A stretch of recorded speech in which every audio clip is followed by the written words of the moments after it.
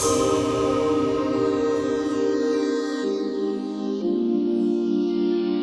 Project Grant Scheme is the National Health and Medical Research Council's largest annual research funding program. Each year, to enable the highest quality scientific applications to be funded, expert peers assess each application as part of the grant review panel process. Over 6 weeks from the end of July to mid-September, these peers, who are members of the research community, will gather to assess around 2,200 applications. This will involve approximately 37 panels, each with between 9 and 16 panel members. Panels will meet for approximately a week to assess around 60 applications after the not for further consideration process. After applications have been received in March, NHMRC's Assigners Academy members begin their task of identifying 2 expert external assessors to provide independent assessor reports for each application. Meanwhile, panel members receive their allocation of applications adjusted for conflicts of interest. A primary and secondary spokesperson will have been selected for each application. Their role is to assess the applications and score them across 3 criteria: scientific quality, weighted 50%, significance of the expected outcomes and/or innovation of the concept, weighted 25%, and team quality and capability relative to opportunity, weighted 25%. Each panellist will have been asked to act as primary spokesperson for around 10 applications and as secondary spokesperson for a further 10. When reviewing applications with career disruptions, panellists take into consideration that career disruption, including pregnancy, major illness, and carer responsibilities, can have long-lasting impacts on a researcher's career progression. These types of disruptions may not only impact negatively on publication rates, but can severely diminish opportunities such as the ability to present at conferences, or to establish an international reputation, or apply for funding. It can also make it difficult to obtain preliminary data for grants or take on new students. Panel members need to consider the impact of a career disruption when scoring applications and should familiarise themselves with the instructions on career disruption that are provided on the NHMRC website. Applicants receive their primary spokesperson and external assessors' reports and are invited to provide written responses to these reports, the rebuttal process. The primary and secondary spokespersons then review the assessor's reports and the applicant's rebuttal before rescoring the applications. With so many applications for each panel to review, early removal of the lowest scoring bottom half, and thus the least competitive applications, will make this task a little easier and allow panellists to focus on the most competitive applications. A list of applications is compiled by the NHMRC based on spokesperson scores, and these are now considered not for further consideration, or NFFC. Prior to the meeting, each panellist is provided the list after conflicts of interest are considered. Each panellist has the opportunity to rescue 1 application from the NFFC list prior to the meeting. Any rescued applications will be assessed in full by the GRP. Each grant review panel is led by a neutral and independent chair on behalf of the NHMRC. Chairs are experienced researchers or senior NHMRC officers with extensive peer review experience. They ensure that no panellist exerts undue influence, that all applications are treated fairly, and they'll keep the process on time. Chairs also manage any conflicts of interest. They ensure all career disruptions are considered, they summarise the key review outcomes, and they'll lead budget discussions. Assistant chairs will aid their chair and also summarise key points made by panellists, especially those which include changes to budgets. A high-quality review process depends on collegial and professional behaviour. It is vital that panellists declare any personal or professional relationships or institutional affiliations that could unduly influence an application. The confidential nature of the process must be maintained at all times and in perpetuity. Should any contentious issues arise that require assistance to resolve, chairs and panellists can obtain information and guidance from senior NHMRC officers. A review time of up to 25 minutes per application should ensure enough time to consider all applications over 5 days. The cycle of an application in the grant review panel process starts with the chair announcing the app ID, title, CIs, their institutions and any conflicts of interest. Once all conflicted panel members have left the room, the chair will announce the scores from the primary and secondary spokespersons. The primary spokesperson will read aloud the applicant's brief description of any career disruptions listed in the grant proposal, and they'll discuss the application, focusing on its strengths and weaknesses in relation to the 3 specific assessment criteria. They'll also note any other relative to opportunity considerations.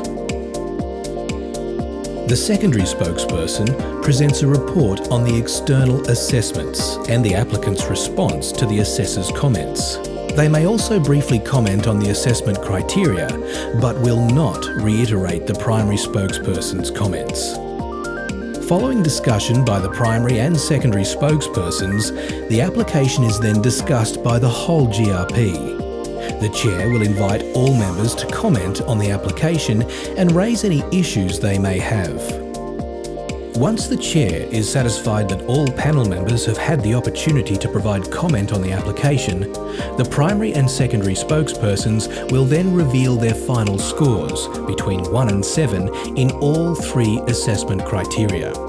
It should be noted that as a result of the panel discussion, these scores may be different from those announced at the introduction of the application. The chair will ensure that the scores for each criteria are a true reflection of the comments from both spokespersons. All panellists, including primary and secondary spokespersons, will then complete score sheets for the application and forward them to the secretary, who will enter them into a database and announce the final scores to the grant review panel. When the application has been reviewed and scored, the panel will begin budget discussion only if it has an overall score in the top half of Category 5, which is 5.001 or above. Budget discussions for New Investigator, Cancer Australia Young Investigator and electromagnetic energy applications will occur for all applications scoring a category score of 5 or above, which is 4.501 and above. All applications on the Indigenous Grant Review Panel or IGRP with an overall score in the top half of Category 4, which is 4.001 or above, will also have a budget discussion. The chair will ask the secondary spokesperson to lead the budget discussion and provide suggestions for items to be supported and those for which support is not recommended.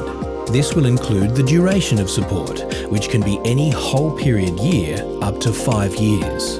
It should be noted that for all applications, it is the responsibility of the applicants to make an appropriate case for all funding requests. Failure to do so may result in items being removed from requested budgets. NHMRC encourages support of highly innovative ideas. At any stage during the GRP, panels should consider nominations for the Marshall and Warren Award. This award recognises applications that are considered highly innovative, that may be high risk, but which may also offer the prospect of significant gains in new knowledge and/or concept development. Each grant review panel can choose to ultimately nominate just one application for this award, but it should be noted that the application must have a category score of 4 or above. During all GRP discussions, an independent observer, a highly respected volunteer representing the broader community, may be present to listen to the GRP process for short periods. They will report daily to the CEO or senior NHMRC staff and the GRP chairs. In addition, early career research observers and research administrative officers may also be present as an introduction to peer review at NHMRC. Towards the end of each day's deliberations, a reconciliation of applications reviewed will take place. This process gives GRP members an opportunity to raise any significant concerns regarding applications that have been reviewed throughout the day. After the GRP meetings conclude, scores will be linearised within each GRP. All applications with a category score of 7 or 6 are automatically recommended for funding. The same proportion of applications with a category score of 5 across all GRPs will also be recommended for funding. Funding recommendations based on these linearised scores are made to NHMRC's Research Committee, Council, and ultimately the Minister for Health. Subsequent to ministerial approval, applicants are advised of their outcome through RGMS. This is a big year for project grants. 3,855 applications are being peer reviewed. And as a researcher myself, I know the extraordinary effort that goes into planning research projects and preparing applications to stand up to the rigour of peer review. Our Assigners Academy has sent out about 15,000 invitations to independent expert assessors, asking them to peer review these 3,855 applications. At the NHMRC, we're immensely grateful for the efforts that assigners make to find 2 appropriate reviewers for each application, and then of course to the assessors themselves, who we know spend many hours on each application to provide a fair and considered review. In the coming weeks, I look forward to meeting the hundreds of grant review panel members who will meet here in Canberra. They've already worked very hard to review their panel's grants and to provide feedback to applicants, and they'll then meet here to discuss and rank those grants. Anyone who's served on a GRP knows how seriously members take their responsibility, both to applicants and to the sector, through this intense process. I want to acknowledge that this is a very tough time for the health and medical research community. Growth in the Medical Research Endowment Account, which pays for project grants, has helped to build a vibrant research sector, and as a result, demand for funding of high-quality, internationally competitive research far exceeds our capacity to support it. This is very hard on applicants. It's also hard on assessors and GRP members who know that very tough decisions have to be made. Altogether, many thousands of researchers in Australia and overseas contribute to our annual cycle of grant reviews to help make the best possible decisions about the support of health and medical research and of researchers in this country. We can't thank them enough.